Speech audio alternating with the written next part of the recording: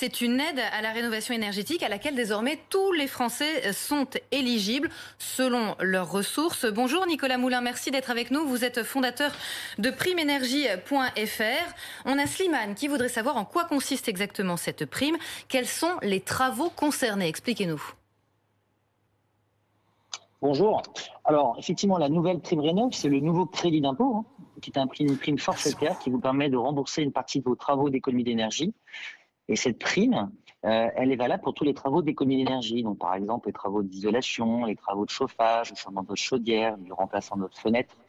Voilà, donc cette prime Rénov', qui est la nouvelle appellation du crédit d'impôt, c'est une prime qui est, en plus d'ailleurs des primes énergie, qui est également les primes des fournisseurs d'énergie, vous pouvez obtenir. Alors Ashley se demande comment demander cette prime. Je suis allée sur le site, nous dit-elle. C'est vraiment pas évident de s'y retrouver. Alors, donc, toutes les aides à la rénovation, c'est toujours le même principe. Pour les primes énergie, vous allez par exemple sur primeénergie.fr. Sur la prime Rénov', vous allez aller sur le site maprimerénov.gouv.fr, qui est le site donc de l'ANA. Vous pouvez faire une demande directement en ligne. Un point très important pour toutes les aides à la rénovation, que ce soit la prime Rénov' ou les primes énergie, il faut faire la demande avant. Toujours avant le début de vos travaux, directement en ligne. Voilà. Et après, vous faites des simulations. Alors, les montants, effectivement, vous seront annoncés directement après votre simulation. C'est important ce que vous dites parce que effectivement, peut-être naturellement, on aurait tendance à se tourner vers un entrepreneur pour qu'il vienne faire au moins un devis. Et ensuite, avec ce devis, on peut prétendre éventuellement à la prime. Ça marche pas comme ça ? Alors, vous pouvez faire effectivement quelques devis précédemment, mais il faut jamais que ces devis soient acceptés. Le principe, en fait, de toutes ces primes, c'est qu'elles sont incitatives. On va vous donner une prime énergie si et seulement si, entre guillemets, vous avez besoin de cet argent pour initier des travaux d'économie d'énergie. C'est pareil pour la prime Rénov'. Donc, vraiment, la bonne chronologie, c'est vous vous renseignez auprès d'artisans pour savoir quel type de travaux réaliser. Par exemple, quels sont les plus efficaces, on peut en discuter aussi. Et puis derrière, après, vous faites les demandes et après, vous vous engagez dans vos travaux. C'est un point très important, sinon vos dossiers seront refusés. Et c'est très important de préciser aussi qu'on ne va pas toucher d'avance sur ces travaux. On est remboursé après coup.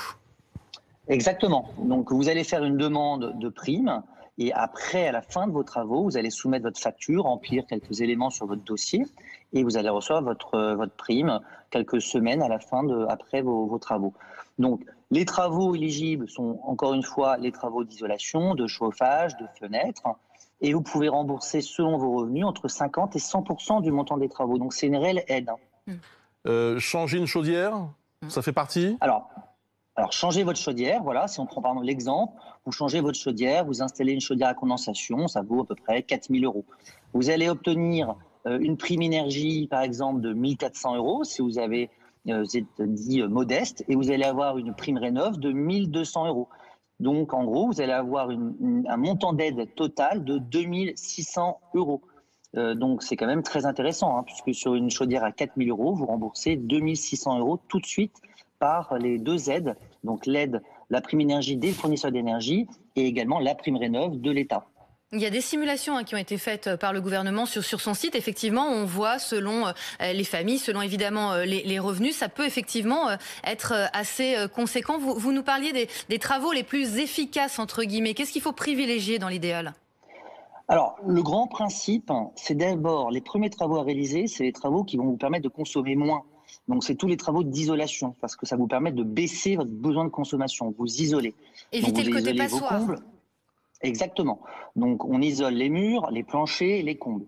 Une fois que votre maison, entre guillemets, consomme moins, puisqu'elle est mieux isolée, on va s'attaquer au chauffage. Donc là, vous allez installer une chaudière à condensation, vous allez installer une pompe à chaleur, voilà. Et une fois que vous en êtes ici, là, on peut s'intéresser à la ventilation. Une bonne VMC, ça coûte 1 000 €, on va vous rembourser quasiment 70%, 80% avec toutes nos aides. Donc, ça peut être très intéressant. Ça, c'est vraiment, je dirais, les travaux les plus simples et les plus rapides et qui vont vous apporter le plus d'économie d'énergie, donc les plus rentables.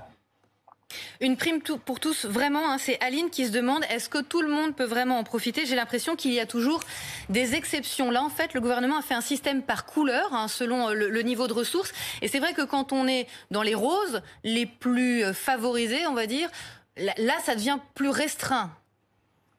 Alors, c'est vrai, effectivement. Alors, donc pour les deux types d'aides, pour les primes énergie, vous avez toujours le droit à une prime énergie, quels que soient vos revenus.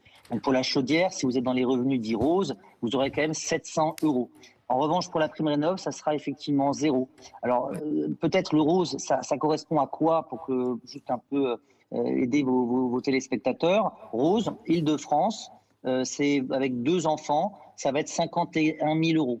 Donc, quand vous gagnez plus de 51 000 euros, vous êtes considéré d'un ménage très aisé et donc vous n'aurez pas la prime rénov'. Mais la bonne nouvelle, c'est que vous avez quand même le droit à cette prime énergie des fournisseurs d'énergie, donc vous pourrez dans tous les cas avoir quelque chose. Un dernier mot, comment est-ce qu'on évite les fraudes, les arnaques? On se souvient la chaudière à 1 euro.